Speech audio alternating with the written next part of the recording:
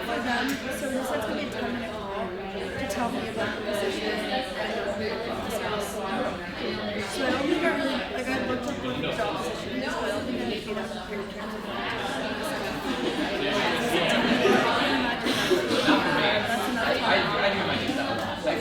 but she emailed me yesterday at 6 p.m. So it wasn't. I feel like I kind of would go first and I try to make sure that I don't want to interview like that.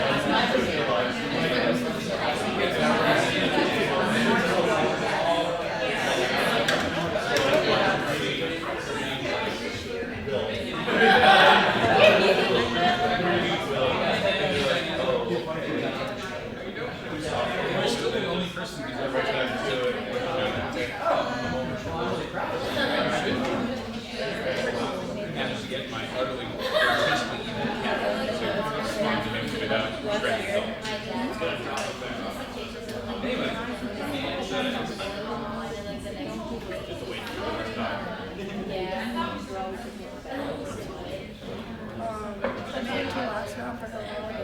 They're setting me an Excel test to make sure I can do Hello? it, and then I get the offer. Awesome. I wonder if we're at MIT, the tech actually works first time out of the box. Just to make sure I don't use Excel. Welcome everyone to the class of 2016 thesis day for the class enrolled in the graduate program in science writing. I'm Tom Levinson. I'm the director of this program. And one thing I want to say is Seth Mnookin, our colleague and associate director of the program, and the person who's been mentoring the theses for our students in this spring term, is unfortunately ill and deeply regrets not being here and sends everyone all good wishes. So I just want to make sure that you all know that. We're going to move briskly into, you don't want to listen to me, you want to listen to the people who've been working all year on 6 very exciting topics of great pith and moment, to steal the line. But I just want to say a couple of words, which they know perfectly well, but those of you who haven't been sort of living in Building 14N112 and the student lounge on the 3rd floor and so forth may not fully grasp, which is this is a ferociously intensive program. It starts with about a week of kind of false hope and relaxation and ease early in September, and then it just starts rocking and rolling with, we used to say there's a peak in November, and then it gets a little easier, and then there's another peak in April, but really the program is intense all the way through. There's continuous writing, there's continuous rewriting, there are projects that grow more complex over the course of the year. There's introduction to what is for most people whole new technical areas of technical skill and capacity they have to master. We'll see a bit more about that in the second half of the presentation after lunch today. And it's enormously demanding. They don't sleep very much. You do hear the hollow, cliche, sleep is for the weak, coming out more than once over the course of the year.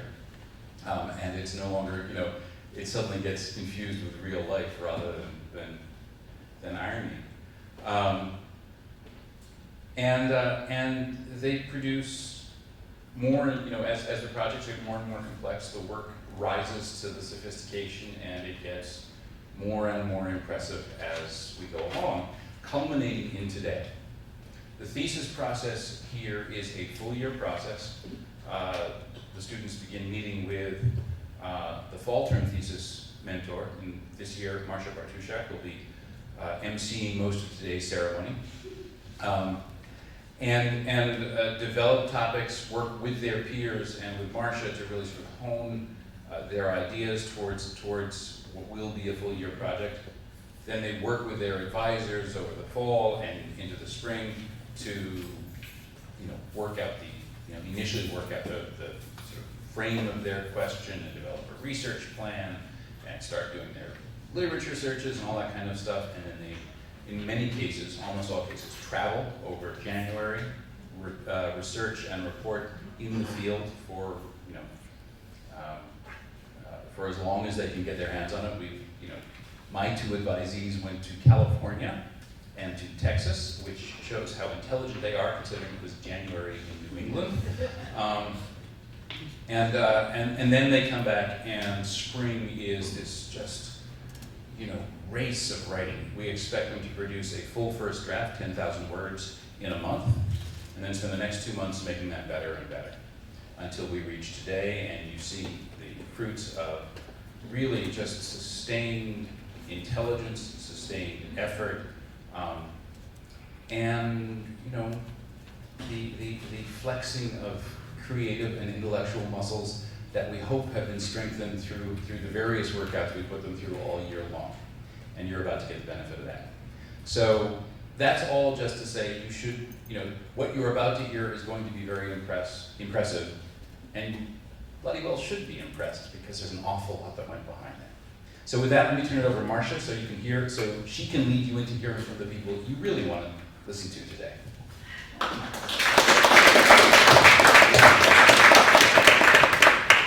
Yes, as Tom mentioned, I had the great pleasure of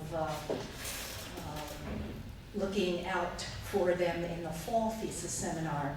But at that point, I was only helping them nurture their ideas. I, more than anyone, is looking forward to today's presentations when I, in many cases, other than the 2 I mentored, I get to see the final, the grand finale.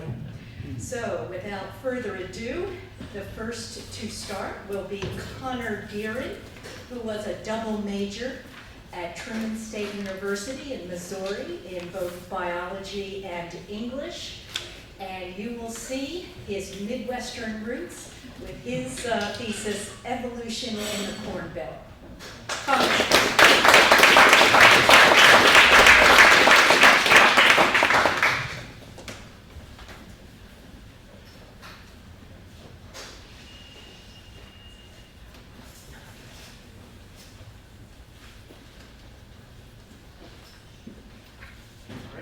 Morning, everyone. So, as Marcia said, evolution of the Corn Belt is the title of my thesis.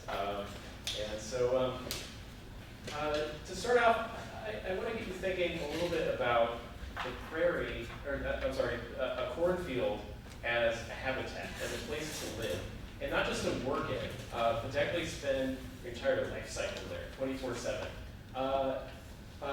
In summer and in winter, and it's the winter part that I was fortunate enough to experience this January, and it's not so smart in my travel plans.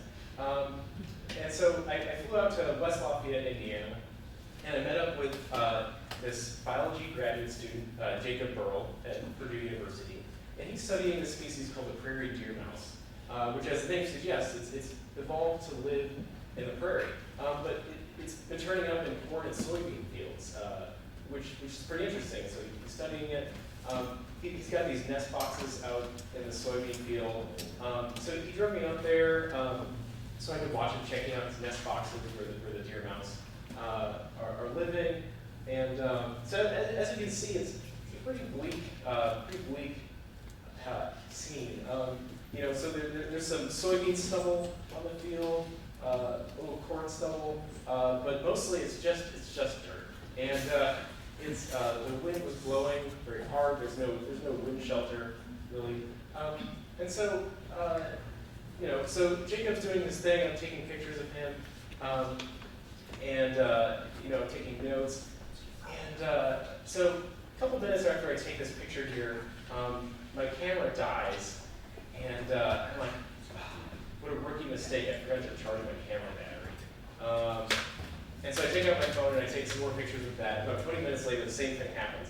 And what I realized was I had charged both of them completely. It was just too cold for them to work.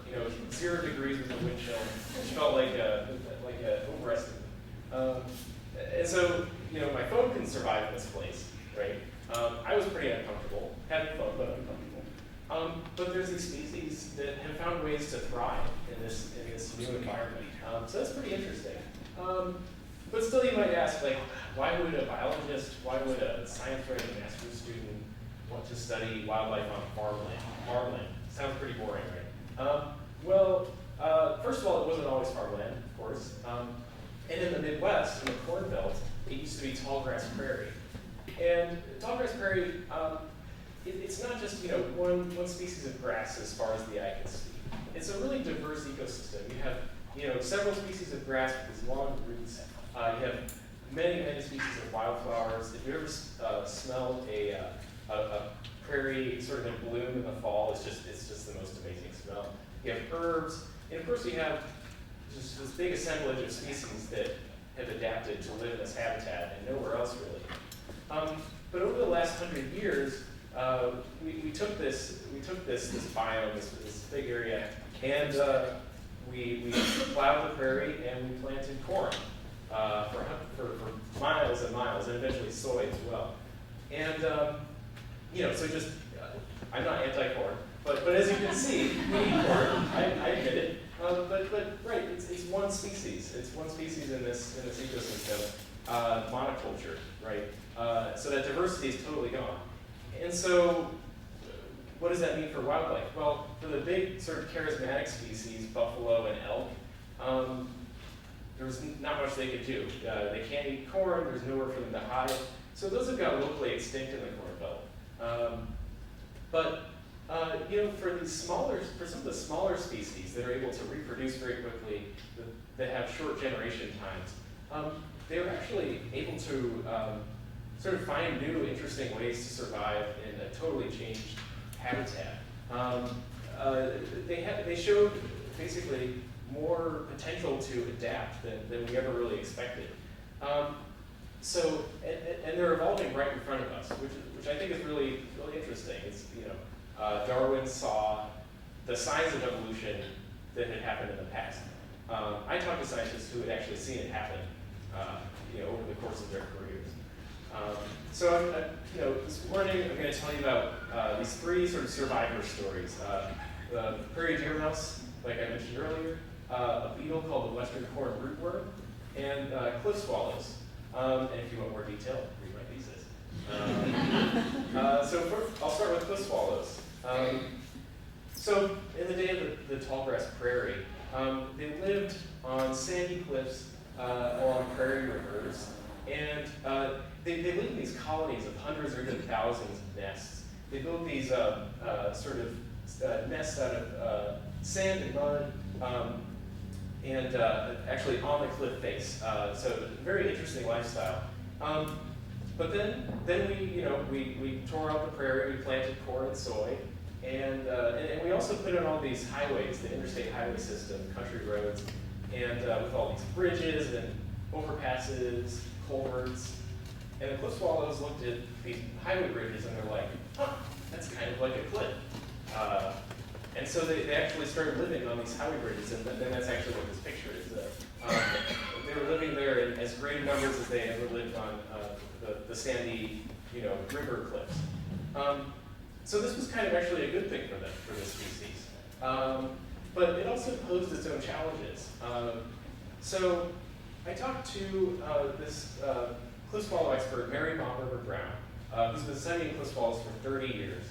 And so she came to cliff swallows to ask the question, how did they get to where they are now? How did they evolve a complex lifestyle with these colonies? She was interested in evolution that happened in the past.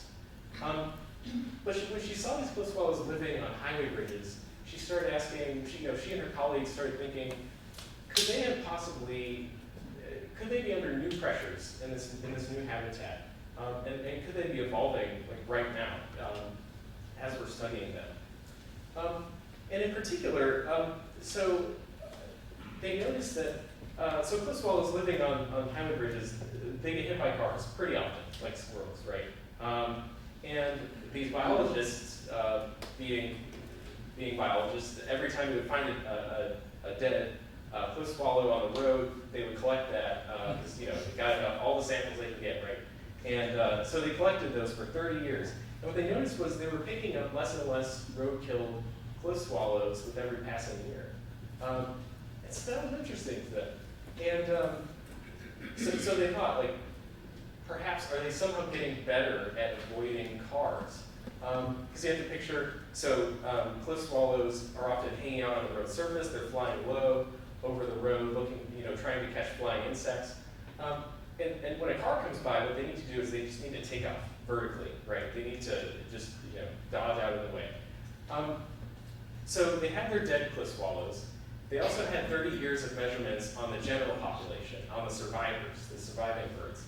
And so they compared the wing lengths they measured in the road-killed birds to all the measurements they had for living birds. What they found was interesting. So the road-killed birds, they sort of flatlined over the 30 years. They all had wing lengths of over 109 millimeters. But over that same period, they saw the surviving birds' wing lengths decrease pretty steadily, an average of 3 millimeters. And that doesn't sound like a lot, but this was a significant difference. Basically, wings are pretty small to start with, and small changes in the wing shape have a big impact on the physics of like how the air is moving under the wing. So, originally they were sort of like like a Boeing 747, long, efficient wings, just sort of cruising, but what they needed to be now is sort of just like a crop duster, just sort of like dip and dodge out of the way, forget being graceful, you just need to get out of the way of the Hummer. And so that's basically what they think happened, that the cars coming through this road imposed this selective pressure that made the shorter winged birds more successful, more likely to pass on their genes. And that just happened in just 30 years, which, in bird evolutionary terms, that's nothing, right? We're used to thinking of evolution happening in hundreds, thousands, millions of years. But, in just the space of 3 decades, this happened. So that's the first story.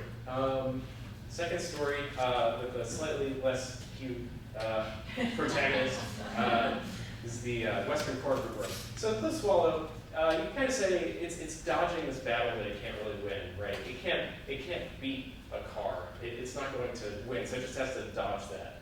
The western corn rootworm is kind of taking humans on. No, not consciously, of course, but it's actually sort of giving humans a run for their money in farmland. And we're kind of losing it, actually, as we'll see. So the rootworm, where it gets its name, the larvae of this beetle feed on corn roots, of course, and they kind of look like worms. So, but the adult is, as you can see, a winged beetle, and it's a 1/4 of an inch long. It's a tiny, it's not imposing at all. It's not, sort of scary to look at, but it's tougher than we realize. So it's native to North America. It was brought here when Native Americans cultivated corn about 5,000 years ago, at least. It was in Colorado. It was limited to Colorado because the corn plantings at that time were limited, small patches. And the western corn rootworm for millions of years has been, living on corn and pretty much nothing but corn. And so, but then what happened is you have white settlers come in around the turn of the century. They rip up the prairie, they plant corn, from sea to shining sea, and the corn rootworms were like, great, dinner. And so they just started marching east. So at first it was, kind of slow, steady progress. By 1940, they were in the middle of Nebraska. By the 60s, they had moved into Iowa. This is all recorded in farmers' journals, noting sort of like the devastation, all these blighted crops withering. But then it really started to take off. By the 70s, it was in Indiana, Ohio. It's actually made it all the way to New Jersey. And so this was a problem. It caused about $1 billion of damage every year to crops, which is not an insignificant amount for farmers. And so this is like the #1 enemy of the corn farmer. So of course they wanted to challenge this beetle. And the first thing they tried to do was, they said, okay, we've been planting corn year after year, same field, no change. That's exactly what these beetles want to eat. And we make our money off of corn, but maybe if we plant soy, every other year, this beetle that can only eat corn, it'll have nothing to eat in that soybean field. So it will die or it'll have to move on.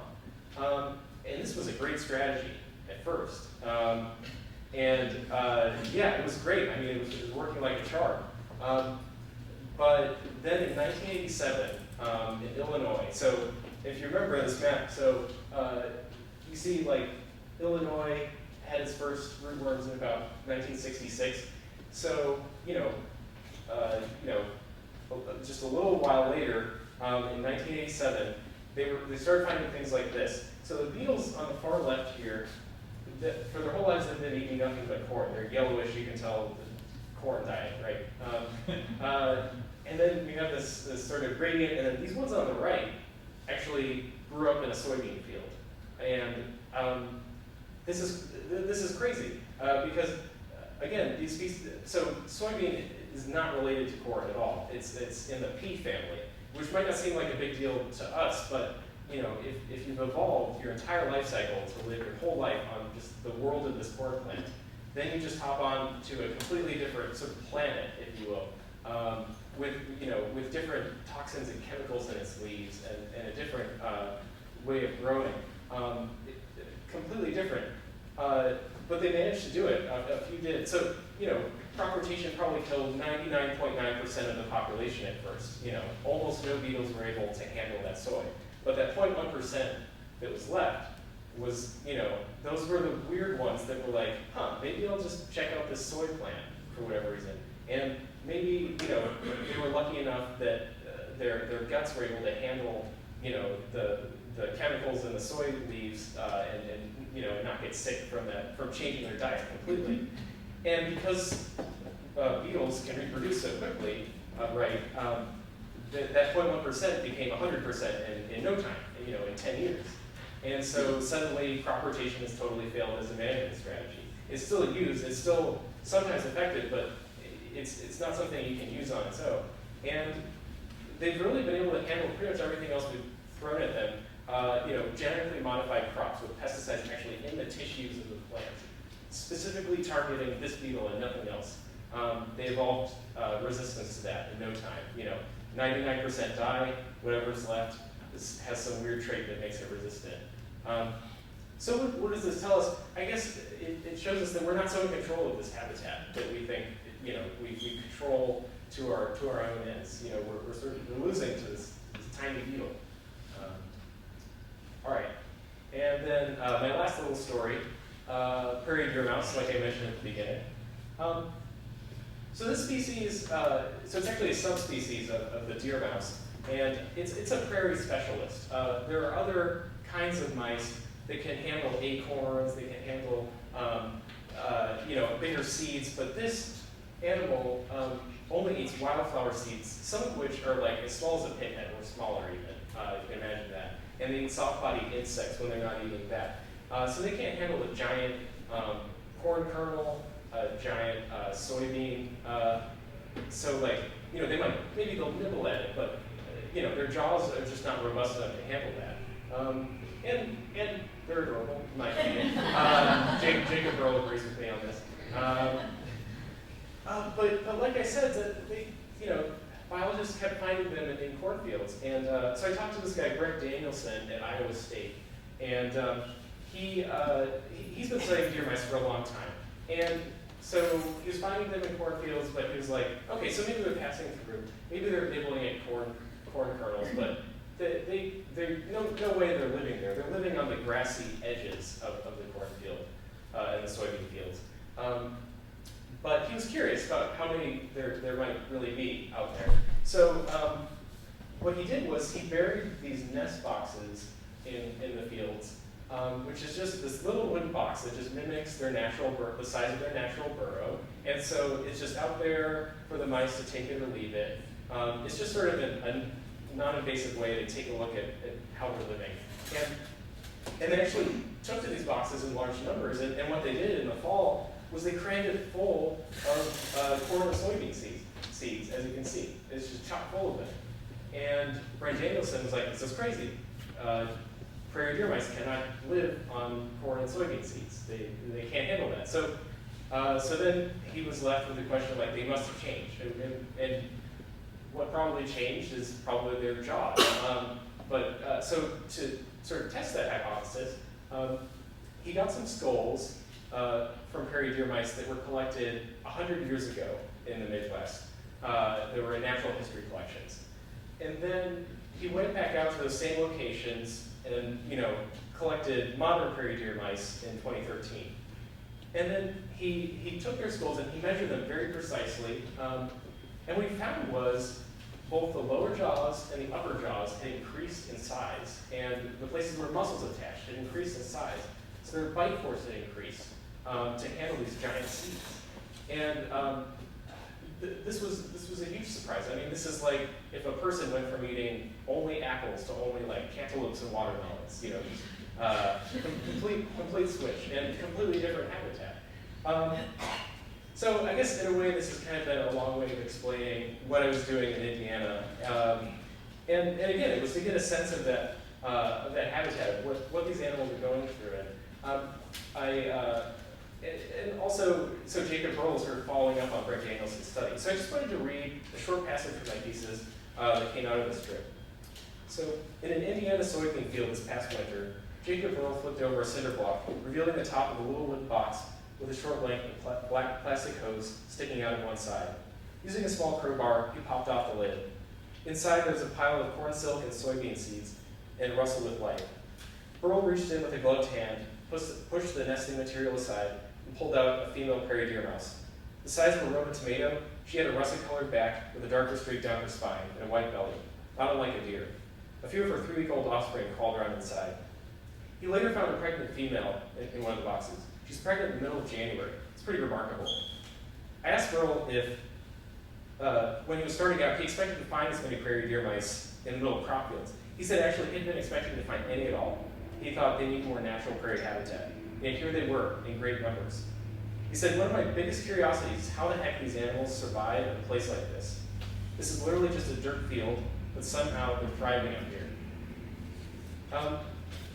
And so, what does this all mean? So, these same species that have adapted to this incredible disruption, they're probably going to be fine when other big changes come through, because they have this incredible adaptive potential. But not every species is this lucky, right? I profiled 3 species for you. Many or even most are not this adaptable. They're very specialized, right?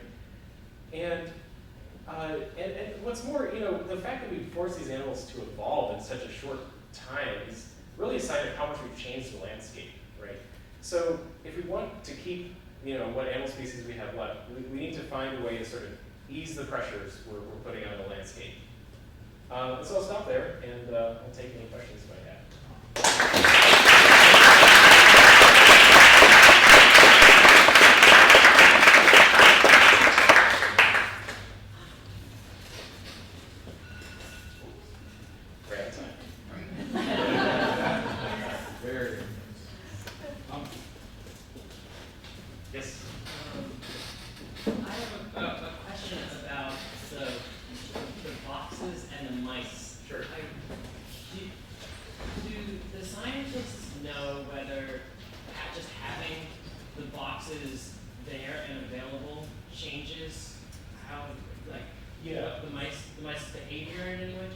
So the question is, so they put in these artificial nest boxes, and did that create an opportunity for the mice that wasn't there for them originally? Like maybe they can't make their own burrows here, they can only live in these artificial ones. And so actually, so this was only one of the experiments they did. They also coated the mice in this fluorescent dye, so they trapped mice running through the field, they coated them in fluorescent dye, and they let them loose. And then they came back at night with a black light, and they can actually see the track of the mouse through the field and to its burrow, to its natural burrow that it dug, in this tough, dry soil. And so in fact, they make their own burrows there. So it's basically they think that this is exactly what they're doing in their own burrows. Does that answer your question? Yeah. Okay, cool. Yes. Wait, if they make them nice glow in the dark, aren't they at risk for predators if they glow in the dark? Sure. Yeah. Those few mice. And all these. But keep in mind that this species is doing really well. So this species is not endangered, and all this research was conducted ethically and with the proper procedures and protocols. So yes, this study involved putting a few mice at risk and of course killing a couple of mice, obviously. But it was in the name of science, and ultimately it's in the name of conservation and trying to figure out how best to conserve this species and all others. So. Yes, Tom. On the beetles, which is just an amazing story, is there a lot of variation across locations? Are you getting sort of new variants or subspecies of beetles that are adapted to sort of different farmer adopted strategies? That's an interesting question. I would say probably yes. So because strategies are different in each region. So in Iowa, they're not able to rotate with soy, and so they really rely on that genetically modified corn crop with a pesticide in it. And so you had beetles becoming resistant to that in just 6 years in Iowa. But those beetles would probably be would not be able to handle crop rotation, but they never experienced it, and they never will. Resistance to crop rotation also is probably a pretty local trait. But there's a suggestion that some of these ways that they're resistant, they're actually dominant traits, which is pretty bizarre. That actually the majority of beetles start out resistant to these things, which is not usually what we expect. So yeah, I think right that there's probably a lot of variation, not so much in their appearance, but in the ways that they're resistant to the management strategies. Yeah. Yes. I know you studied 3 species that did evolve. I was wondering if you knew some of the species that didn't make it. Sure. Yeah. Fields. Right. So a lot. So I mentioned buffalo and elk, these big species we all love, but you can't forget about insects. The pollinator community of flying insects has really suffered, right? Because now the only thing they have to pollinate is cornflowers, right? And so their diversity has gone way down. We don't have good data on this. I talked to a lot of very experienced entomologists about this, and they're just like, it's probably a disaster for them, but we don't know just how many we've lost, which is a shame. But one species that we do know has really declined is the monarch butterfly. It's a prairie species, but it's lost all these wildflowers that it lives on. Because it was doing okay for a while in sort of the grassy edges of cornfields because there were milkweed growing there. But then we started using Roundup, right, and killing off all of those wildflowers they could live on. So yeah, it's been a real disaster, not just for the big animals, but for the small as well. Yeah. Oh, and I should also mention, because I'm a bird person. So there's a lot of bird species. Cliff swallows nest on cliffs, but there are some birds that nest on the ground in the prairie, and they nest on the ground because there were never any shrub or trees there to nest. And if you look at a cornfield, there's nowhere to hide here. When it was a prairie, you could kind of nestle under the grass and hide from predators. But here, there's nowhere for you to hide. So if you're a ground nesting bird, you're done. There's nowhere to live. And that, so grassland songbirds are the fastest declining group of songbirds in North America. Yes. Was there any DNA sequencing to show genetic variation, let's say between shorter wings and longer wings? Sure. So no, and basically because the people studying them were not geneticists, but they were able to rule out a lot of other explanations that So they're choosing between is it evolution or did they change in some way that wasn't heritable? But basically, they were able to rule that out because, for one thing, these morphological structures, these body structures, that's a very heritable trait, for one thing. As well, they know that cliff swallows don't learn very well from each other. They don't learn from each other to hunt, for example. They knew that from previous studies, so it's very unlikely they sort of learn road safety from each other. And they've been studying the evolution of cliff swallows for quite a while, and they know that natural selection can take place in short timescales, even through a single storm. They found that in a single storm, that actually selected out a bunch of longer-winged birds. So yes, it's a caveat to make that they don't have definite genetic data, but I would also say that this is not unusual for studies of bird species. Darwin didn't have genetic data, for example, and the people that returned to the Galapagos to follow up on Darwin's study on finches, they also didn't have genetic data on the evolution they were seeing. But because they were able to rule out lots of other explanations, they think that this is probably what it is. Right? They're very skeptical people. They as a scientist, you start out saying, there's no way this hypothesis is right. That we're going to try to throw everything at it to break it down. But yeah. We have time for one more question. Anybody? Yeah. How much higher is the fat content with the new diet of the corn and the soy as opposed to mice and steam? Do you think that's what's sustaining them through the winter? It's totally what's sustaining them through winter, yeah. And it actually, so they didn't used to breed in the winter, but because they're able to stockpile such a giant store of fat and stuff, they actually can breed more than once in the winter, which is very unusual. That's never been documented before. So yeah, very different diet. I mean, it could be not so good for them in other ways. We don't fully know that yet, but absolutely. Thank you, Con. Thank you. I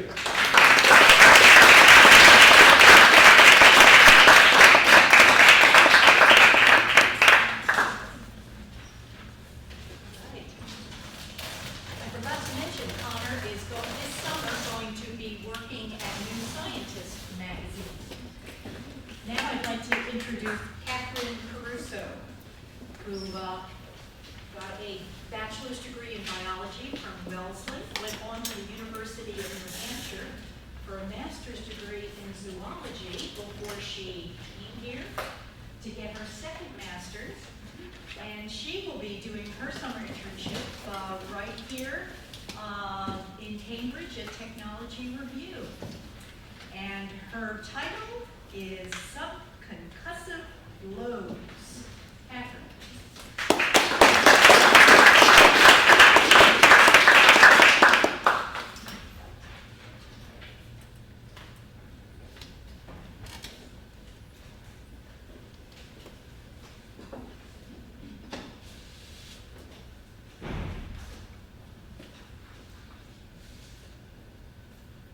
Okay, how's that sound? Good. That's great. Okay, well, thank you for the introduction, Marcia, and thanks everyone for being here.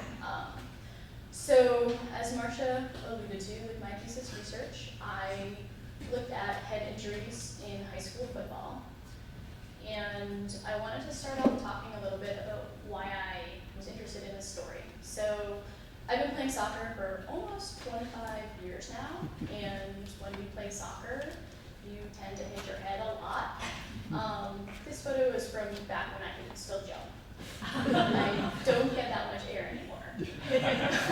But so, you know, I have really experienced firsthand all of the good things that come out of playing sports, and I wanted to think about how that balances with some of the negatives. So I decided to focus on football. Mike has told me if I play this video, PowerPoint will crash, so I'm going to skip it. But football's really popular in the US. People start playing at a really young age. This clip shows these two, they're probably 5 or 6 year olds smashing heads, and yeah, so it's pretty graphic. But I decided specifically to focus on high school football. High school football has so many athletes participating. There's 1.1 million high school football players in the US, and which is like double the number in any other sport. And there's also a really high rate of head injuries, so it kind of makes sense. So head injuries in football definitely are not a new thing. In the early 1900s, football was becoming a lot more popular at prep schools and universities. And if you can imagine it, it was even bloodier and more gruesome than it is today. So they were running into this problem where a lot of players were dying on the field from these nasty head and spine injuries. And it got to the point, it got to the point where 10 years ago, in 1905, stepped in and said, something has to change or we're gonna have to ban this game. This is just getting ridiculous. So in response, a bunch of colleges got together, they talked about the rules, they made some changes to take some of the worst contact out of it. They legalized the forward pass, which is one of the big changes. And they also formed the National Collegiate Athletic Association, the NCAA, which still regulates college sports today. So today, concussions are the most common head injury in football. Most of you probably have heard that term before, but just to review what happens in concussion, basically there's some kind of collision, and your brain kind of rocks against the inside of your skull or twists a little bit, and it's actually not a physical injury to your brain, but this kind of sets off this chain reaction of chemical changes, and your brain cells end up not able to make enough energy to do all the crazy stuff they need to do every day. And that's when you end up with the symptoms that you have, you know, dizziness, nausea, trouble concentrating, all of those things. So concerns about concussions have been around for a long time. Back in the 1930s, the NCAA was sending out all of these warnings to schools about taking it seriously, taking players off the field, all of that. But in the last 10 years, people have really started to be more knowledgeable about this topic. So there's been more research and better education of the public. You know, I talked to a lot of people that played football like 10, 15 years ago, a generation ago, and nobody was thinking about concussions. Nobody really knew what it was. It was like, get up, walk it off, and now the response is really different. So this has been a big area of research. And one of the big and kind of scariest findings is chronic traumatic encephalopathy, or CTE. And you may have heard about some of these folks in the news, but basically it's an early onset form of dementia that comes out of these repetitive blows that people are sustaining on the football field. So symptoms are things like depression, memory loss, some kind of behavioral changes, and it can only be definitively diagnosed after the player dies.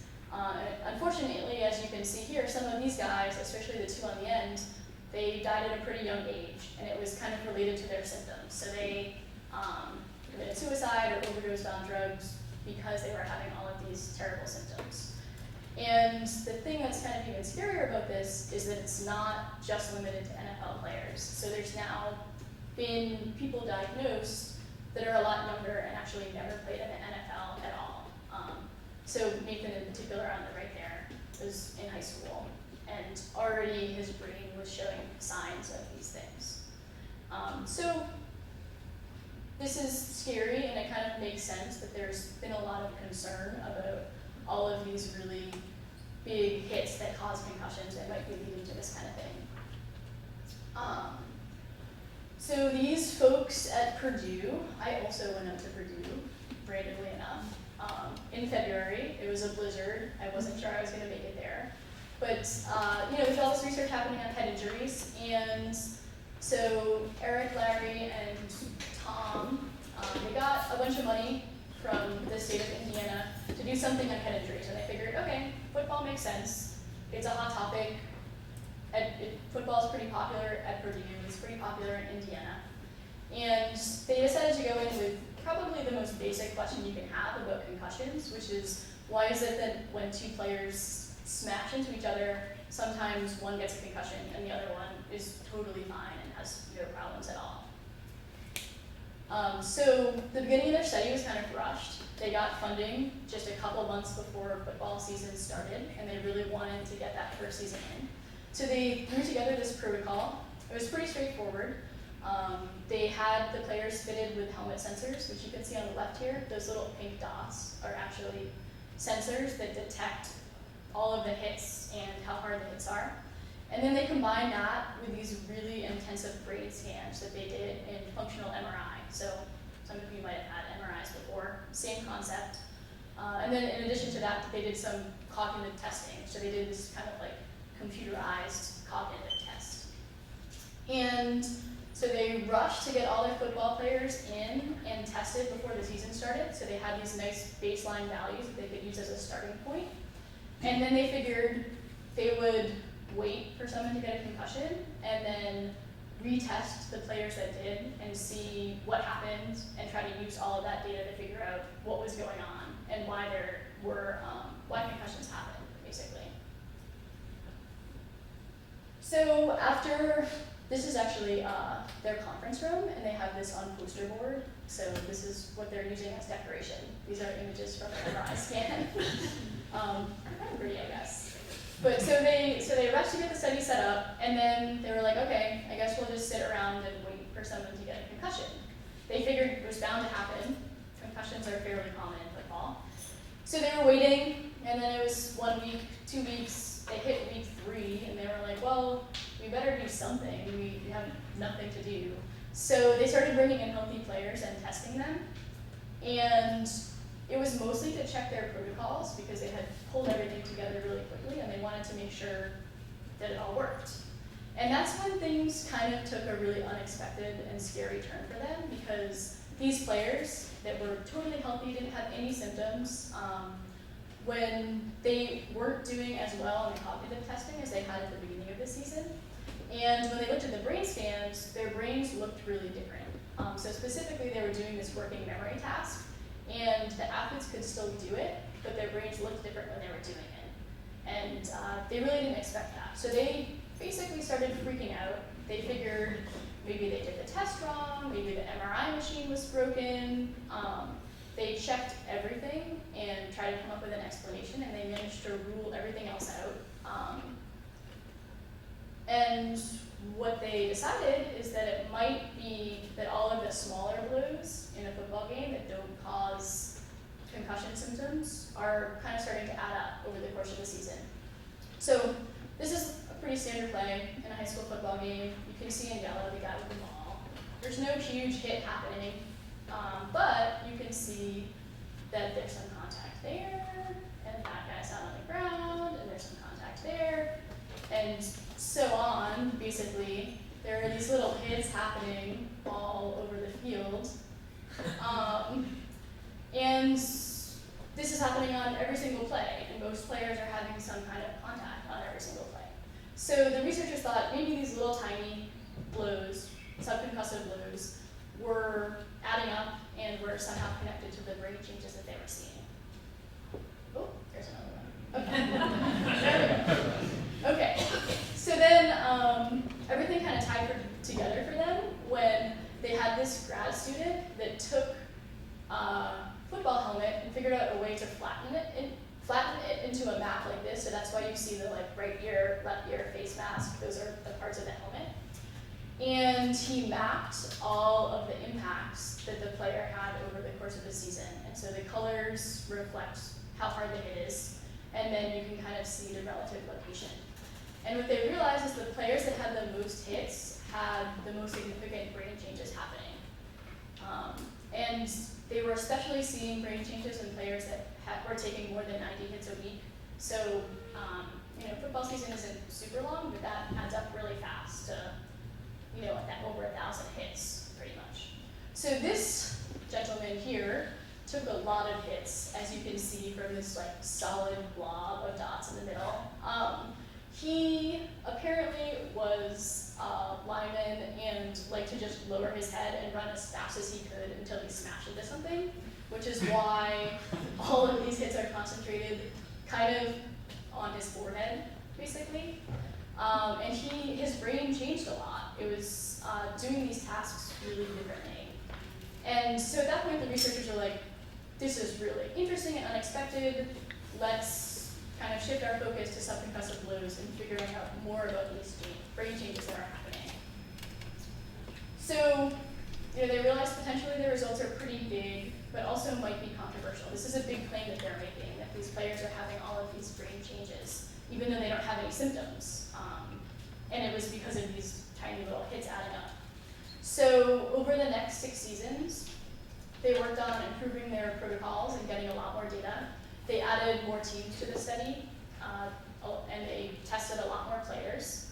They also incorporated non-contact athlete controls, so people that were swimmers, cross-country, still athletes, but hopefully not getting hit in the head a lot. I guess it can happen, but they didn't use diving for that reason. And then they added on some more tests. So they started, as I mentioned before, with a working memory task. You can see that on the computer screen there. Basically how it works is you look at an image like this, and then you see more images, and when you see one that matches, you press a button. So it tests how long you can kind of keep this image in your head and remember it. And then they added on, they had players hold their breath to see how their brains could handle the buildup of carbon dioxide. They looked at their brains in the resting state, so when the players were just kind of chilling out, relaxing in the MRI, not thinking about anything in particular. They looked at how water is flowing through their brain, so that can relate to if there's inflammation that's kind of restricting that. And then they looked at brain biochemistry. And the point was just to kind of get a fuller picture of, first of all, if those results from the first season were actually what was going on, and then also to get more information about what that might mean. And I got to go watch a scan, and I was trying to think about how football players were fitting into this machine, but apparently they did. So basically every additional season and every additional test that they added on kind of confirmed their initial results. So they consistently found that about half the players that didn't have any symptoms ended up with these brain changes. And they didn't see any of these changes in the non-contact athletes that were doing those other sports. So when you kind of think about this scaled across the entire landscape of football, you have 1.1 players, and about 110,000 of those players get a concussion every season. And then Now, this research is suggesting that on top of that, you have another almost 500,000 that have these brain changes happening. So that ends up being a really big number. And for some of these players, especially the ones that were like the guy from that helmet image that were taking over 90 hits a week, those players, their brains weren't really returning to the baseline in the off season. They were starting to have these changes accumulate from season to season. So this all told them that basically not only were their initial findings real, but these brain changes were occurring in a lot of different parts of the brain and affecting a lot of different things that your brain does, which was pretty scary for them. So the big question that you're probably wondering is, do brain changes equal brain damage? And the answer is they don't really know yet, and that's kind of where this research needs to go from here. So the way one of the researchers put it to me is, he has a yellow flag up, he wants to know if he should put the red flag up in terms of how dangerous this actually is. And the way this probably needs to be addressed is by doing a really long-term study, so something that lasts for 30 or 40 years and follows players, long after they're done playing high school football to see what ends up happening to them. But that hasn't happened yet, so it's not really clear if this definitely becomes cognitive damage or leads to CTE in high school players. And one of the challenges, you can see those brain decorations right there. One of the challenges for this work is that concussions and CTE have been getting a lot of press, and they're really scary, but subconcussive blows, you can't really see them on the field, they don't cause symptoms, so they get overlooked a lot, and these kinds of brain changes just haven't gotten as much coverage. And what this has meant for the researchers is that it's been really hard for them to get funding. They've been working really hard to keep this study going. They basically are running these MRI scans as cheap as they can. And teaching extra classes. They tried crowdfunding this research for next season, and they're actually not sure if they're going to be able to continue or not. So for now, they're kind of just in the position of scanning as many players as they can, and then publishing as much as they can in the time they have left, and trying to come up with something to continue on. So like I said before, we definitely need a long-term study to know exactly what's going on here. But at the same time, the question then becomes, does it make sense to wait 30 or 40 years to address this? Because you could end up in a situation where there's 30 or 40 years of high school athletes that have these brain changes that may end up being cognitive damage, which is pretty scary. But this also doesn't mean that we have to just get rid of football completely. It's possible to change the game to reduce some of these little blows.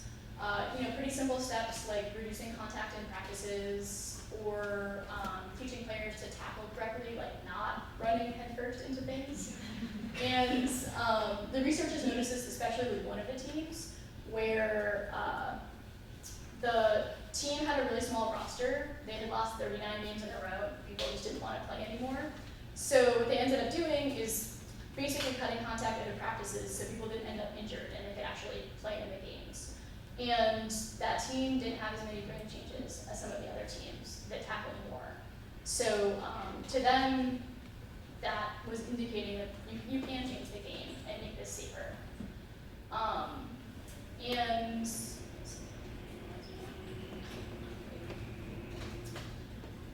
And as I mentioned at the beginning, football's been changing all the time. So it's not out of the question to kind of make these changes and adjust the game to keep people safer.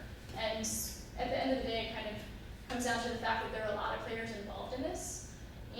But almost all of them after high school aren't going to become professional football players. So they're going to need their brains to be intact and fully functioning to pursue whatever they're going to pursue. So it's important to kind of figure out how to keep everyone safe and benefiting from the sport, but also able to have futures after football. So I will leave it there, I think.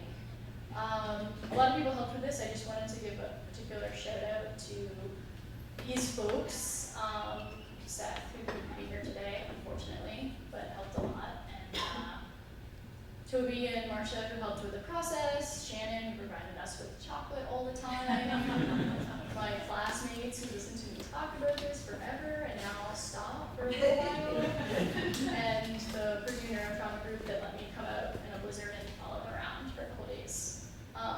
So I will take questions.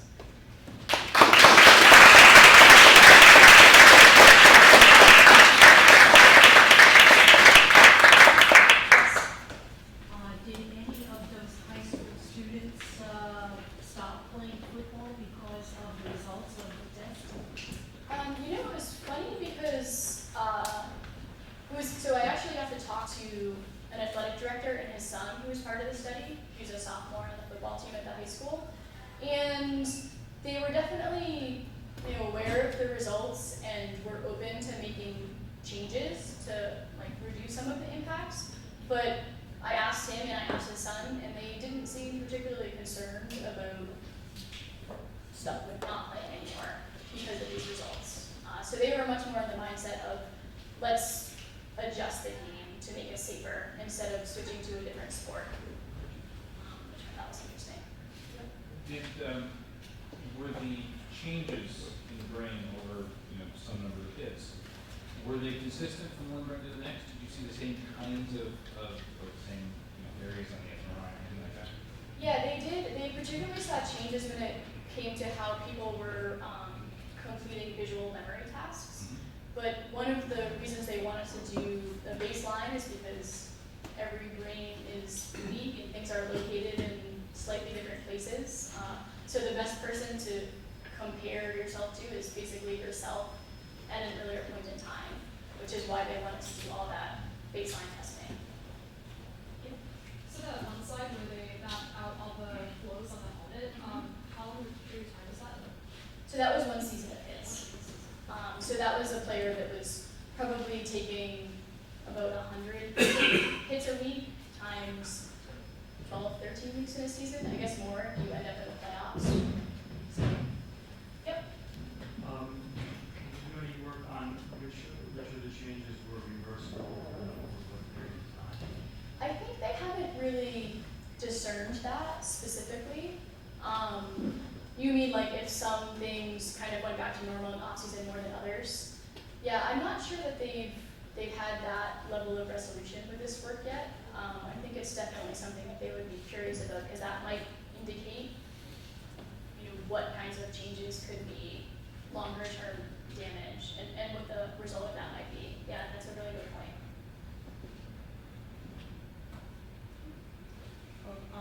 I found out at a high school reunion last summer that one of my classmates was one of the plaintiffs from the NFL.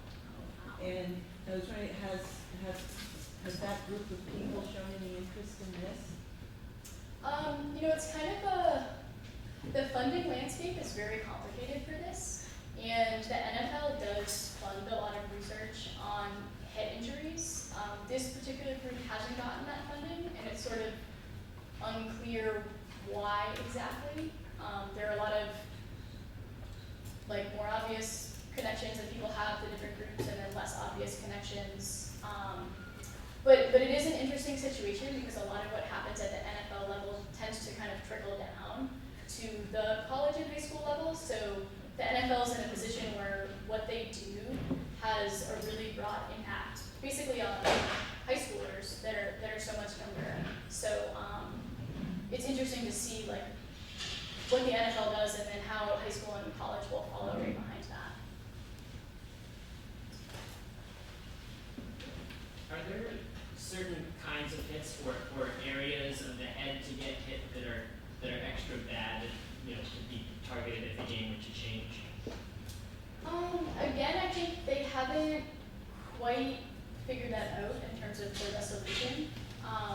But they're definitely one of the big efforts is using heads-up tackling technique where you're actually just taking your head out of the tackle completely and tackling more with your shoulders and body. So that's one effort to just avoid head contact completely that might help the situation. do subconcussive hits in football compare to the force of hits that you would get, say, in soccer, heading the ball? That's a very good question. So what I did tell you is they've also been doing the same work with some of the girls' soccer teams at these high schools. And they've actually been seeing a lot of brain changes in that group as well. One of the differences, soccer players tend to play year-round, and football players, many of them take more of a break in the spring or switch to a different sport. But they're really interested in soccer because there's not really any protection there. And just heading the ball itself can be pretty forceful in some situations. So yeah, it may be fairly comparable. Do you know if, did you come across, or did the researchers come across any sort of anecdotes of like, yeah, he was such a bright kid before starting football and then saw some behavior changes, that sort of thing? Like beyond the sort of high profile cases of CTE, is that something that parents notice ever, or do they just attribute it to typical teenagers? Yeah, I know it's hard to separate out like behavioral changes, but I didn't hear of any anecdotes from them, but there was a study that came out recently that found higher rates of depression and some other issues like that in players that took a lot of impacts playing football. And they weren't really separating concussive from subconcussive, but it was all kind of lumped together. But that kind of suggests that may already be happening. I'd have to look closely at their study to know if they had players that didn't have any concussions, but yeah. I guess it's kind of part of that. I was wondering, as well as mapping, recording MRIs with the same person all the way through, were they also looking at other neurological issues and changes? With consultations all the way through with the same subject. Oh, you mean like neurological issues they were having in other areas of their life? Yeah, so they did these really comprehensive kind of background surveys that were tracking all of those things as well. So they were able to, the big kind of interesting thing was the cognitive testing also showed some changes in addition to the scanning. So that told them that maybe something kind of external was going on. But yeah, so they have all of that data. I'm not as knowledgeable about that, but I would be curious to know about it. You mentioned that there have been changes in the past with the technology behind equipment. Can you go back and draw any connections between the player's health and those changes to better equipment? Yeah, that would be really interesting to look at. I think like wearing helmets was a big improvement, and then moving from like leather helmets to plastic helmets. But then you also have the flip side of that, which is players kind of using their helmet as a weapon. So like that guy that was just running at people and like decking them with the front of his helmet. So yeah, it would be interesting to take a look at that and how the injuries have changed over time. Yeah. How does it compare to rugby? Rugby? Shannon can probably talk about that. Yeah, so rugby, I mean, you don't have pads. The tackling techniques are pretty different. And there are some football teams that have been trying to adopt rugby tackling techniques as a way of, because when you're not wearing a helmet, which you're not in rugby, you can't really smash heads with someone and like walk away from that. So their tackling techniques tend to take the head out of it more, and that's what a lot of football teams are trying to adopt. And it seems like it could help. So. Time for one more question? Thank you.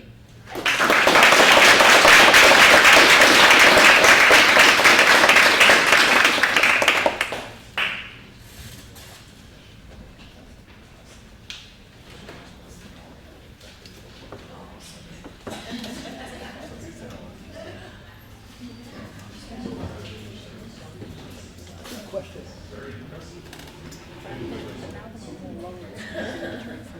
Football. Well, right? Yeah. I populated one whole bunch of schedule. Oh, you did?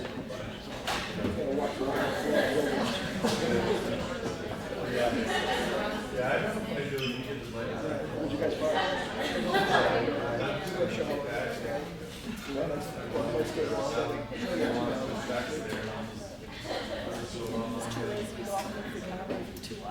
Okay.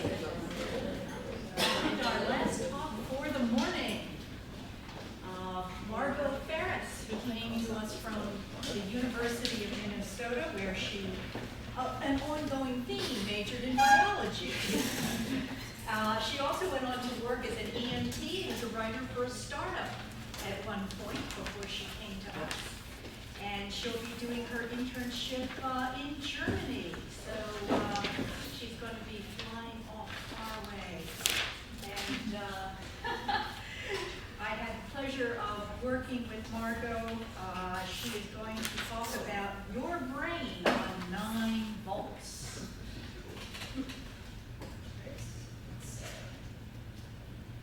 Right, you guys hear me okay? All right, who's excited to hear more about brains? All right, so thank you for the introduction, Marcia.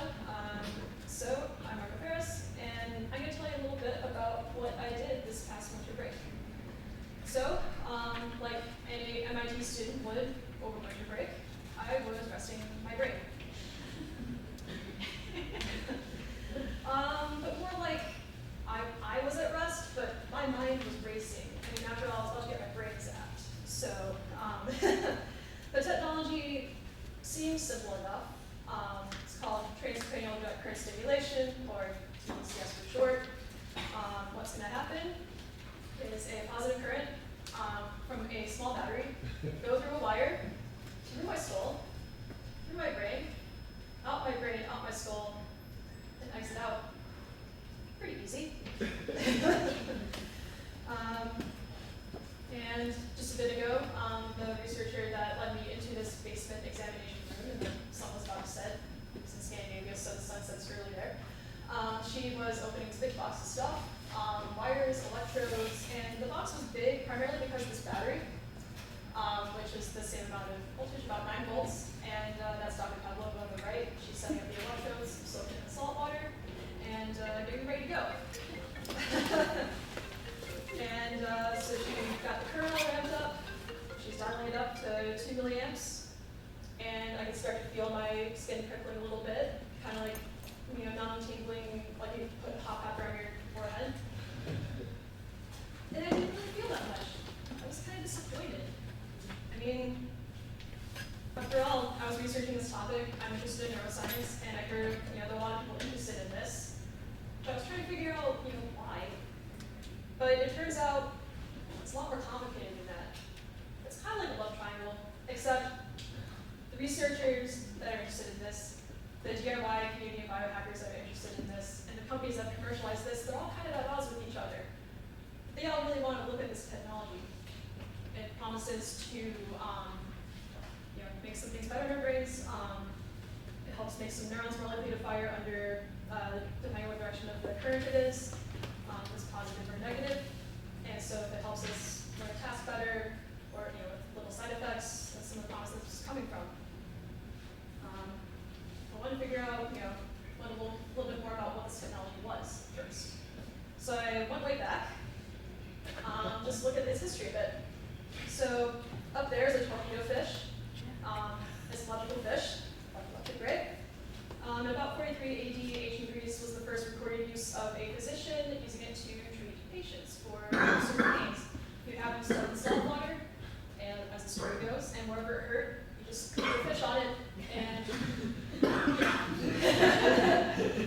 the stunning feeling went away. They felt better, supposedly. And then, around 1800, you got the voltaic pile, the battery, which people, once they found this, they got really excited because you can compartmentalize pretty much that technology with the fish in something that you can take around and do whatever you want with. So people got super excited and started shocking pretty much anything they wanted, real and fake conditions. So, you know, it kind of became associated with medicine, and also kind of quackery. Like, there was this duality to it. But then you get to the 1930s, there's this technology that's called electroconvulsive therapy. This is a screenshot from the movie One Flew Over the Cuckoo's Nest. This is Jack Nicholson's character is about to get so much electricity going through his brain that his neurons can't help but fire and his body convulses. And it's still used today. His grandfather was a treatment device used as the last resort treatment for major depression.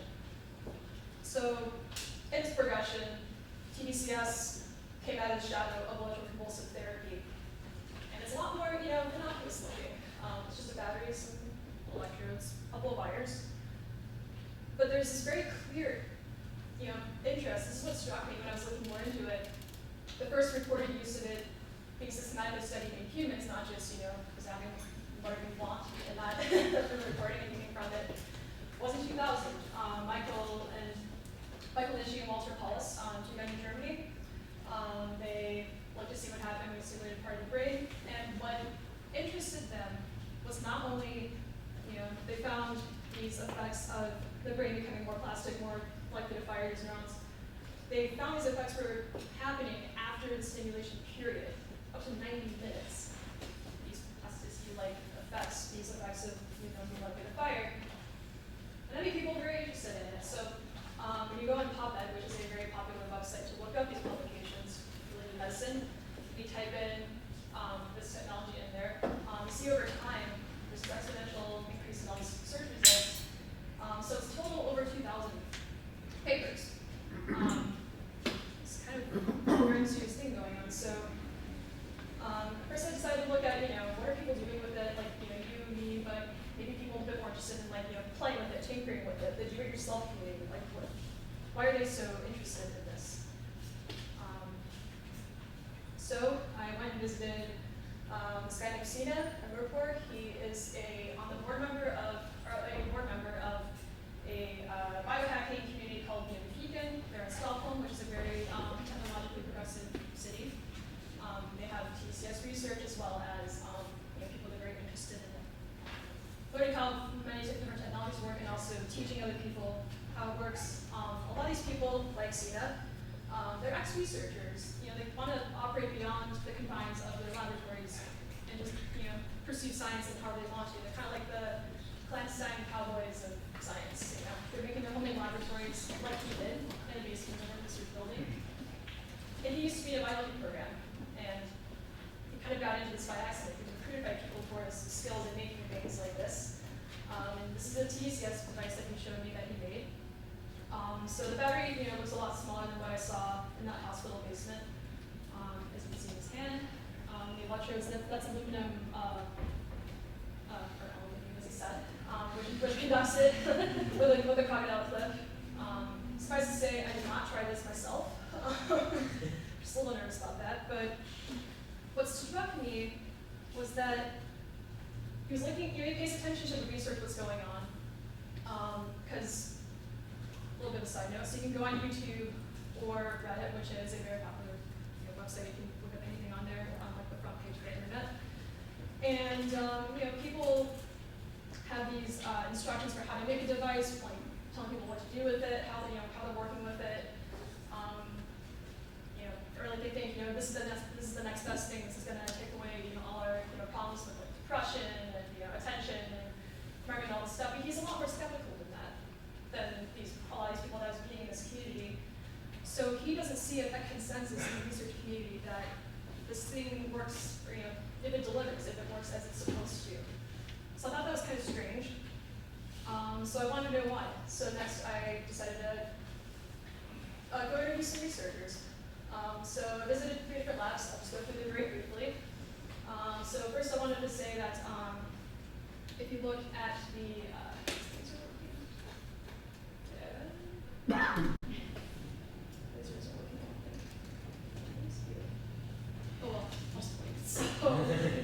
so if you look on that dummy scroll right there, there are 2 different areas of interest that people are looking at. And one which is the motor cortex. It's like the headband, like where I have this headband right now. So as the name implies, motor cortex, it's responsible for helping us move, which that can get compromised if you have a stroke, like drink paralysis. So Jürgen Borge and Elena Pavlova at Karolinska Institute, which is like the Mayo Clinic of Scandinavia, they wanted to see, could we use this to help stroke patients have faster stroke recovery? So they did a study where they made people compress a little tiny finger spring as hard as they can without buckling it or dropping it. And they did that because it's considered a fine motor skill, hand recovery, and it's considered a very major predictor of how well you will recover from stroke. So turns out they found, significantly better, but very small, 14% better concussions. So I was like, okay, so might work. Then I went to a different lab where they worked with cognitive performance, memory recovery in older people. So whether you're lucky or not, when we get older, white matter, gray matter shrinks. It can get harder to remember things, and they wanted to see if TDCS could help, change that plasticity, and it's DLPFC, or there's a lot of prefrontal cortex for short, but basically it's this part of the brain. It's like our emotion and memory learning center. So they made people do a working memory test, or if you're a psychology nerd, an NBAC test. That I can explain what it is interested later. Martin Lodin and Jan Nielsen, they found that it didn't really make that much of a difference. But the thing is, they had everybody do fake stimulation, and they had everybody do real stimulation. There wasn't a single group where they had just fake stimulation. So I don't think that was considered a control experiment. So they're going to change that for a future experiment, and they're going to bring the results of that soon. But then that brings me to the third one, where the same area of the brain can impact depression symptoms.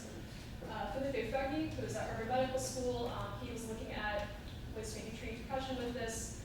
But he actually had a separate group for fake stimulation. But then he also had a group of people with just stimulation and just taking an antidepressant, and then one group combining both of them. And he found that there was a significantly better improvement in symptoms with people taking both together, and then also both taking, if one person took either or the other, it was about the same, but it was a lot better with them taken together. So a lot of variation in these results, but the thing that all these researchers can agree on, whether they have positive or negative results, is that they don't think this is ready for the lay community. They're really nervous about people like CNAP, that, just kind of do whatever they want with it. And they're especially concerned about companies. But, it's too late. It's already out in the public. So what you're looking at is a TDCS device made by a company. So based on the two different stimulation parameters I told you about, what do you think this stimulates? The motor cortex or the dorsolateral cortex? Yeah, the headband. It's literally a headband and a working pair of headphones. And you see those little knobbly things? Those are the electrodes. They comb through your hair so they get past the insulation. Which I know, that was pretty impressive. So Halo Neuroscience is founded by these two Stanford-trained neuroscientists and a bioengineer. They were at another company called NeuroPace, which made an implantable for epileptic patients, but they got FDA approval for it like 9 years later, and lots and lots of money that went into it. So it showed to be effective, but the trouble was they had a lot of trouble trying to convince people to go through the surgery for it. It's a very invasive procedure. So shortly after it got FDA approval in 2009, they left, they founded Halo Neuroscience. They wanted to do something non-invasive, and they were looking at the literature. They thought TDCS looks pretty promising, and there seems to be more reliable literature about motor movement. It seems to be easier to measure than, like, say, behavioral stuff. So 2 years later, February 2016, so a few months ago, they released these headphones to the public. And about a month before they came out, I got the So that's in San Francisco, where their company is located. You can kind of see the business district outside of there. And yeah, that's me trying on the headphones. I still feel about the same. I do feel the current go through, and there's a companion app that lets you, line up and down the current. But unlike the doctors, you're putting this in control with your own hands. But unlike with what the biohackers are doing, this is a device where it's all in. It's a black box. Like, it's not meant to be tampered with. It's just in one place. They're so confident that this this works, and they tell me, I was looking, and they've actually experimented on 1,200 people, which is a lot. But they haven't released all the research papers yet, which I'm curious to read. They didn't come up with this. But even more surprising, I found, was that the U.S. ski team is interested in this. So why are they so? Why do they want this? Are they actually using it on the ski slopes? And well, they're not actually literally skiing with this, but they're using it in the gym. They're using it. The jumping team specifically. That go off like the really big jumps. They did a case study on these guys, and they found that compared to their baseline, their normal performance collectively, they found that this team, when you use Halo, they found a 31% improvement in jump force, so the propulsion that gets you off the jump. And it doesn't seem like much, but when you're a professional athlete, that every little half inch makes the difference between a silver and a gold medal. So that was their rationale for looking into this. But I'm still, thinking back on everything though, I'm still nervous about it. Just looking at all the research and how fraught it is, how much complexity there is to it. Looking at individual results of these research studies, if you clump them together, they look promising. Treating stroke or treating depression or treating memory problems, but then you get these meta-analyses coming out, which kind of step back and are like, okay, we're going to look at each of these studies and take something that similar about them, whether it's like how much current did they use, what's the current density, how long do they apply it for. There's so many different parameters you can use for these studies, and see, okay, is this really effective? But it turns out they find, well, it's actually still pretty variable. And if that wasn't enough, there's like a meta-analysis that came out a couple of days ago that looked at these 30 meta-analyses that were variable. Like, okay, well, early studies look promising, but these 3-1 meta-analyses look variable. But we're going to apply the same criteria, like a mega study, but the results are still inconclusive. So I think there's a lot of hype around this, and there's no stopping it. Companies have already done their thing. You can't possibly regulate people using a battery or wiring as long as there's power. People can make a device that they want for less than $20 from Radio Shack. But then I chatted with one of the founders of TDCS, or pioneering researchers at TDCS on humans, and he's German. And he got me on the phone. He's like, 1817, Margo. Do you know what happened in the year 1817? I was like, I don't know. Does anyone know what happened in the year 1817? That was the year Frankenstein was published. So he thinks that Frankenstein, the Frankenstein, the book, was the peak of inflated experience on the cycle of hype. And he thinks the trough of disillusionment that it delivered was that the promise that we could reanimate dead people, which some people try to do, and his predecessors of this technology. So he thinks that we are entering, as we enter a plateau of productivity, that we're kind of at the peak of hype with TDCS. For me, I think we do have a long way to go. It's about 15 years old in humans. But for me, the specter of TDCS is not so much the shadow that's come out of as a technology, but the specter is how we study it scientifically. And with that, I'm going to rest my brain.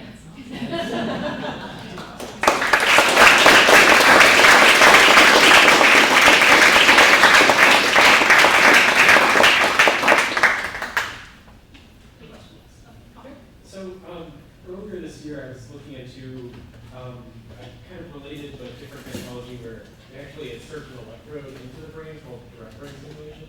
And as far as I know, they think that you have to keep doing those treatments for it to have an effect on, for example, major depression. So do the people you talk to think that TDCS is something that you do like every day when you wake up, or is it something that takes effect like that? Well, so TDCS is tricky because there's research showing it may not be so good to do a bunch of sessions all the time. It's actually better to have it more moderation, but that's one of the things that the questions in the research right now is how many times can you do this, or how much is too much? There are some studies that find, actually, for example, there's another TDCS device that's called Focus. It's marketed for video gamers, and computer science is a little more sketchy than that, I think, but So they actually took this device into the lab and were studying it, and they found that over time, they did find, okay, it was like, it does work for some time, but then after a peak, you get worse in playing your games or whatever. Like you perform worse cognitively. So one session for a long period of time, maybe not so good. You also have to keep in mind that this is basically a very, very, very mild form of electroconvulsive therapy. It's enough electricity to power 2 Christmas tree lights going through your school, but we're still trying to figure out how much is too much. But so far on the studies, there aren't any reports of immediate side effects, which is too good to be true in a way, but that's like a constant, consistent thing I'm finding. One of the consistent things I'm finding in literature. Yeah. After your research, do you feel that you can take a sort of make a moral judgment about companies like Halo that want to exploit this so quickly? I would imagine that there are vulnerable populations, people recovering from strokes, for example, that you might want to protect, or even athletes who are willing to try something that probably doesn't work on the slim chance that it does for a small edge. So your question is if I can make a moral judgment? Do you feel in a position, or in your thesis, do you make an argument either way? I think I make an argument more for like the neuroethics that come out of it. So for example, like with what Halo is doing, or even if an athlete does figure out how to make a device themselves, like is this going to be considered neurodoping? Is that going to be an issue? And actually, I asked Halo about this. Do you think this is going to be come up cause a problem? And they got kind of uncomfortable about that. They thought, well, we're going to leave them to decide that in the sports, whether that is. So I think it's a little too early to tell, but more sense of companies. I think we jumped the gun in a way, but I'm just curious to see what other research Halo has done, because 1,200 people is a lot of people for neuroscience research, because the average sample size, and the more people the better, by the way, but like in neuroscience and psychology, it can be like 5 to 10 to 20 people, not that many. So until the research comes out, I can't really make any judgments like that yet in that way. Do you know what people at the MIT McGovern Running Science Institute think about this technology? I'm still waiting comment on them. Some of them think that transcranial magnetic stimulation or other, when I was talking with them briefly at the MIT Open House Dome, they seem to think that transcranial magnetic stimulation is a more preferable technology because there's more literature around it. We can actually quantify more easily what's happening. It's a lot easier to see what's happening. But in general, people seem to be kind of skeptical that this is going to work.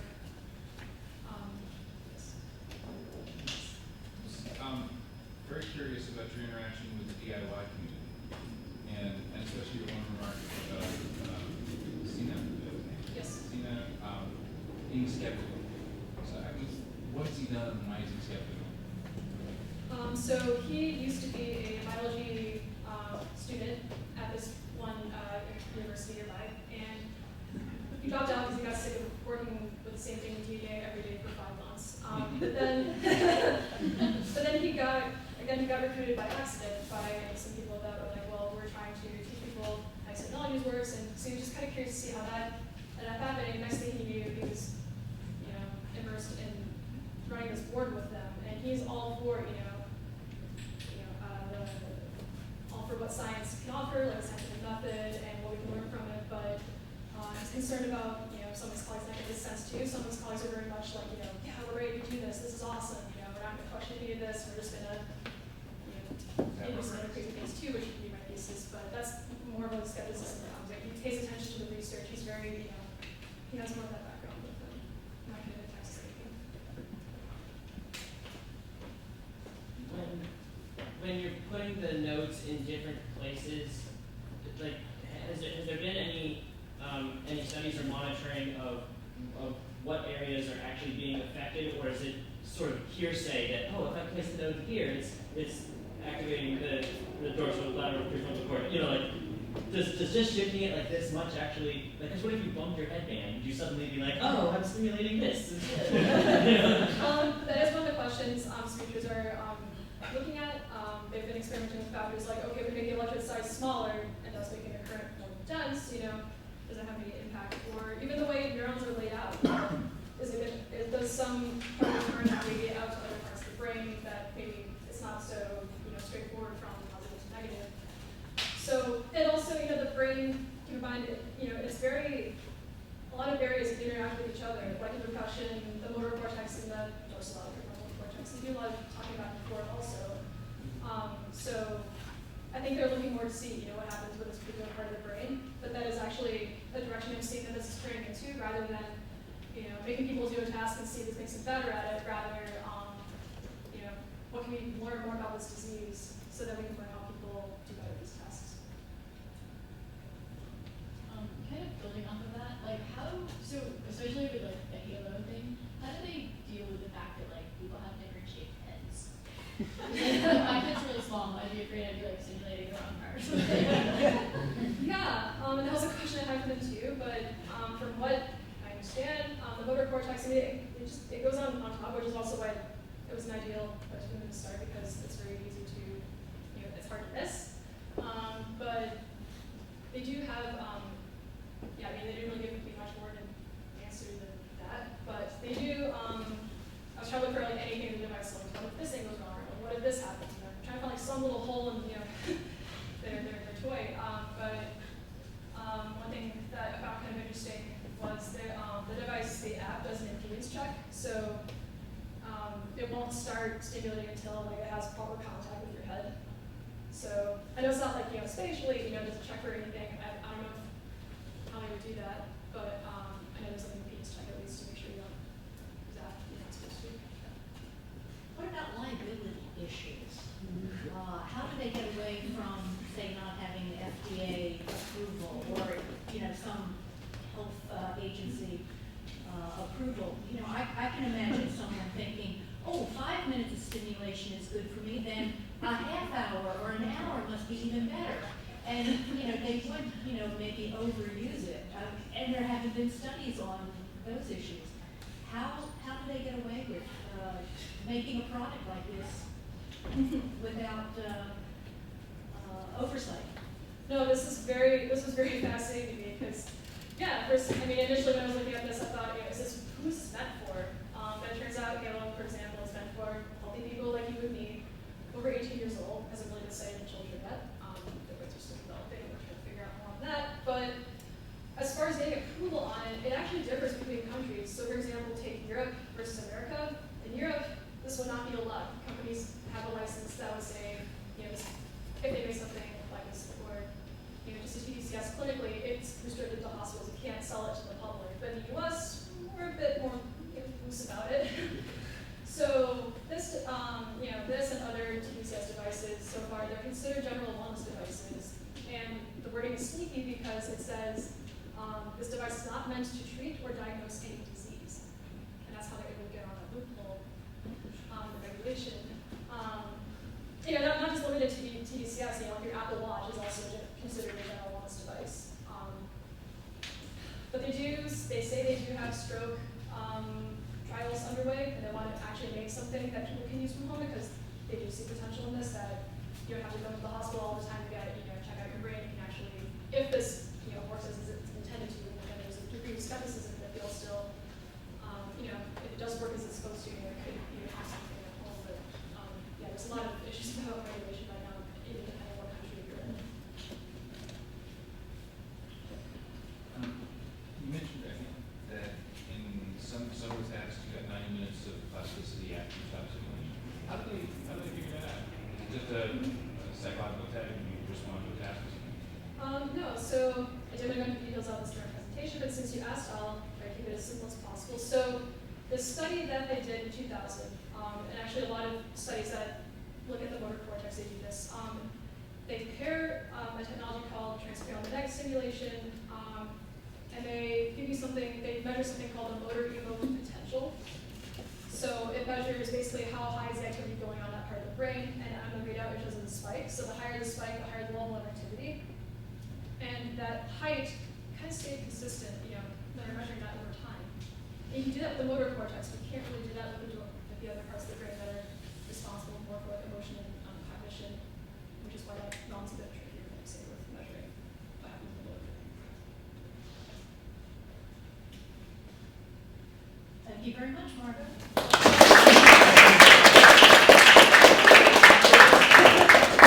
One more. Sorry about that. So it seems like there would be a huge placebo effect for a device like this. Could you talk a little bit about that? What the research is saying? Yeah, you know, that has come up, that, you know, like, especially seeing with, the do-it-yourself community, my hacking community, if you go on YouTube, you will find a video of someone saying, you know, well, you know, I have ADD and, you know, I make this device and I don't know why, but I feel better, you know, so a lot of it's anecdotal, so you can't help, I mean, researchers can't help but wonder, you know, is it part of this placebo? But, you know, with me, like, I'd done enough research at that time, maybe not like super in-depth later on, but like at the time when I first got my brains at the very beginning, I'd done enough research to know that, you know, the effects were variable, so I didn't really know what to expect, but over time I did feel, I mean, supposedly the researcher that was looking at me, she said supposedly I talked a little slower, and as you guys can tell, I can talk really fast. I did feel a bit sleepier, but afterwards I was like, well, you know, the room was kind of warm, you know, what if it was that? Or like, there was a strap holding my jaw together, so maybe that kind of impacted me talking. So there are like all these confounding variables. So like with me personally, you know, I didn't really expect them to have a placebo effect, but that has come up with the, you know, other people on the researchers look at the, you know, biohacking community, or even like some of their subjects, like some of them want like, you know, can you do this for longer? Like I feel something insistent, but yeah, that's still a contentious area. Yeah. So to follow up on that, is there a way to sort of pretend zap some of these brains so that they can be, so that you can have a control, like, oh, yeah, you're getting the TDCS right now, but they're not really getting it? Yeah, in the literature it's called sham stimulation. So they put the device on you, they strap it, you know, as if you were getting the device, and that you can see it like maybe it's a placebo effect of like get everything ready to go, you know, like thinking you're about to get zapped. But for sham stimulation, and you know, Halo did this too when I went in and did one of their studies as this research subject, and also with this lab I went into, what they do is they ramp up the current just enough so you feel the thing, but then they ramp it back down. And that's sham stimulation. But like it's thought that ramping up and then ramping up, like later that happens, like you don't really feel the difference. And even with the active stimulation, yeah, I couldn't really tell the difference between the two. And that's actually a promise, or that's one of the I guess appeals of TDCS over, say, transcranial magnetic stimulation, because it's a lot harder to do sham stimulation with a magnet, because it's a lot, you can feel it a lot harder, it's like a needle prick almost. But with TDCS, it's a lot harder, it's a lot easier to mask that. I think the money in this would be intoxicating to developers where, like if you look at the diet industry, the billions brought in there, it's not results, it's promise of results. And it's the promise of a result that someone's inviting you with this, maybe not necessarily a result. And that will be enough to open the floodgates and start cranking out. And yeah, I mean it's interesting you bring that up, because especially when you look at the DIY community versus the companies, with you know, the DIY community, they're more much like you know, even if they do think, you know, what they want to think about it, but also they're teaching other people about it, like they're tinkering with it, you know, money's not really involved, and it's just a cool, like it's a battery. Yeah, then you have companies that have, you know, supposedly a lot of research backing them up, and then you have to put a lot of, you know, safety parameters to make sure that no one can possibly mess this up when they're using it. But then yeah, it's built on this promise of you know, these companies are in very niche areas like video game performance, or you know, athletic performance, or they're not technically considered TDCS, but there's a company called Think. They're based in Boston. It's a transcranial electrical stimulation, but you know, it's supposed to like make like a calming effect or an energetic effect. So yeah, like you know, there's this promise to it, but the thing is with the companies, like their devices are like hundreds of dollars, so you kind of offset your market a bit compared to, you know, anyone just doing what they want with this.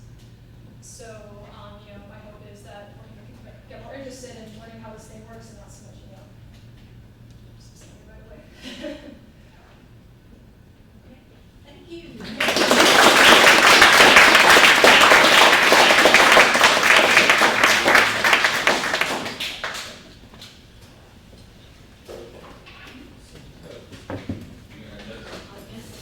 Yeah, Folks, that is the morning program.